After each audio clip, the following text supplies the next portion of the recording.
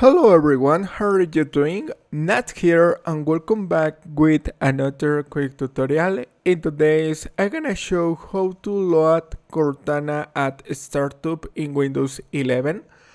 The first step is go to the start menu and type settings and hit enter. In the left side select apps, in the right side select start up and go to Cortana and turn on and click on close. To apply the change, go to the start menu, select the power up button and click on restart and wait a moment.